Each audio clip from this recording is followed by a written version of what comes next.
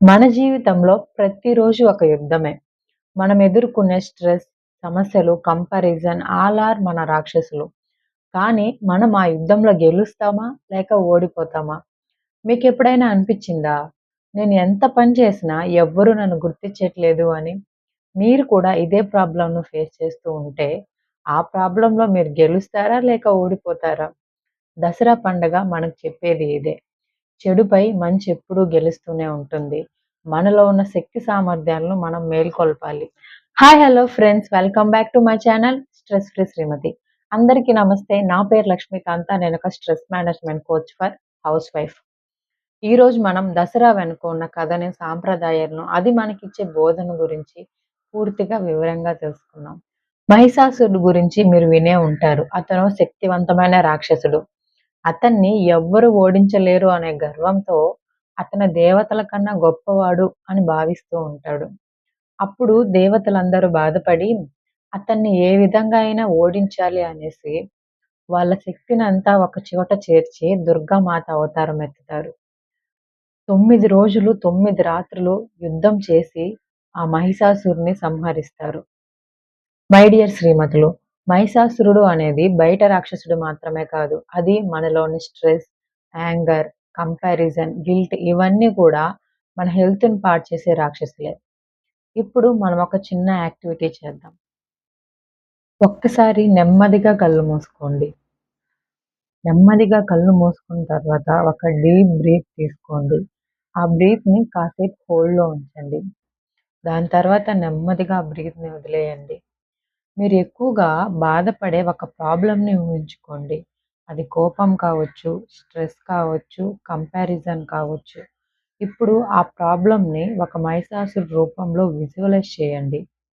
ఒక్కసారి ఇప్పుడు నేను ఖచ్చితంగా నా ప్రాబ్లమ్‌ని క్లియర్ చేస్తాను అని 3 సార్లు ఆ ప్రాబ్లమ్‌ను రిపీట్ చేయండి. నేను క్లియర్ చేస్తాను, క్లియర్ చేస్తాను అని. ఇలా చెప్పడం వల్ల ఖచ్చితంగా మీరు ఆ ప్రాబ్లమ్‌ని ఫేస్ చేయగలరు. ఇలా ఒక్కొక్కరు ఒక్కొక్క స్టెప్‌లో మహిషాసురుడిని జయించబోతున్నాం. చెడు ఆలోచనలపై మంచి ఆలోచనలు ఎప్పుడూ గెలుస్తూనే ఉంటాయి. ఇప్పుడు మనం ఇంకో గొప్ప కథ గురించి తెలుసుకుందాం. మహిషాసురుని కథ మనలోని స్ట్రెస్ గురించి తెలియజేస్తుంది. రావణుడి కథ మనలోని దోషాల గురించి తెలియజేస్తుంది. రావణుడి 10 తలల వెనుక దాగి ఉన్న అర్థం మీకు తెలుసా? రావణుడికి 10 తలలుంటాయని మనం ప్రతి బుక్‌లో చదివి ఉంటాం.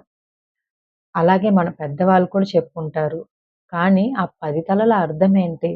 అది మనలోని దోషాలు. కోపం, అసూయ, అహంకారం, ఈర్ష్య, భయం ఇలా చాలా ఉన్నాయి. శ్రీరాముడు రావణుడిని జయించాడు. అలాగే మనం కూడా మన లైఫ్‌లో ఉండే దోషాలను ఒక్కొక్కటిగా జయించాలి. మీ లైఫ్‌లో మిమ్మల్ని ఇబ్బంది పెట్టే ఒక రావణ తల ఏది? కోపమా? ఈర్ష్య, అసూయ లేక ఆత్మవిశ్వాసం లేకపోవడమా? కామెంట్‌లో కామెంట్ చేయండి. మనమందరం దసరా అంటే పూలు, పండ్లు, కొత్త బట్టలు అనుకుంటాం. కానీ నిజానికి దసరా మనకి ఏం నేర్పిస్తుందో ఎప్పుడైనా ఆలోచించారా? దసరా అనేది మనం బయట జరుపుకునే పండగ కాదు. అది మనం మన లోపల జరుపుకునే పండుగ. స్ట్రెస్, యాంగర్, కంపారిజన్, గిల్ట్ ఇవన్నీ మనలో నెగెటివ్ ఎనర్జీస్‌ని పాస్ చేస్తాయి. కానీ మనం కానీ మనం వాటిని దహనం చేసి పాజిటివ్ ఎమోషన్‌ని డెవలప్ చేసుకొని డివోషన్‌ని వెలిగించాలి. ఇప్పుడు నేనొక చిన్న ట్రిక్ చెప్తాను. మీరు మీ లైఫ్‌లో ఏ ప్రాబ్లమ్‌నైతే క్లియర్ చేసుకోవాలని అనుకుంటున్నారో, ఆ ప్రాబ్లమ్‌ని ఒక చిన్న పేపర్ తీసుకొని లేదా బుక్ అయినా దాని మీద రాసుకోండి. రాసి ప్రతిరోజు మీకు కనిపించేటట్టు పెట్టుకోండి. ప్రతిరోజు అది చూసినప్పుడల్లా మీకు ఆ ప్రాబ్లమ్ ఉంది. నేను దాన్ని క్లియర్ చేసుకోవాలి అనేటట్టే మీరు ఊహించుకోండి. మీరు ఎప్పుడైతే ఆ ప్రాబ్లమ్‌ని క్లియర్ చేసుకుంటారో, అప్పుడు ఆ పేపర్‌ని చింపేయండి. మై డియర్ శ్రీమతులు, దసరా అంటే రాక్షసులు మాత్రమే ఓడించేది కాదు. మనలోని బలహీనతలను మనమే ఓడించాలి. ప్రతి ఒక్క హౌస్ వైఫ్ తనలో ఒక దుర్గామాతను గుర్తిస్తే, ఆ ఇంటి వాతావరణం మొత్తం మారిపోయి, ఆ ఇల్లు రామరాజ్యం అవుతుంది. ఈ దసరా నుంచి మీరొక నిర్ణయం తీసుకోండి. మీలో ఉన్న ఒక నెగెటివ్ ఎనర్జీని వదిలేసి, కొత్తగా ఒక పాజిటివ్ ఆలోచనని ప్రారంభించండి. మీకు ఈ వీడియో నచ్చితే లైక్ చేయండి. అదే విధంగా ఎవరైతే స్ట్రెస్‌తో మునిగిపోయి ఉంటారో వాళ్ళకి ఈ వీడియో షేర్ చేయండి. మరిన్ని అప్డేట్స్ కోసం నా ఛానెల్‌ని సబ్స్క్రైబ్ చేయండి. మీకు నేను చెప్పిన స్టోరీస్‌లో ఏ స్టోరీ బాగా కనెక్ట్ అయ్యిందో కామెంట్‌లో కామెంట్ చేసేయండి.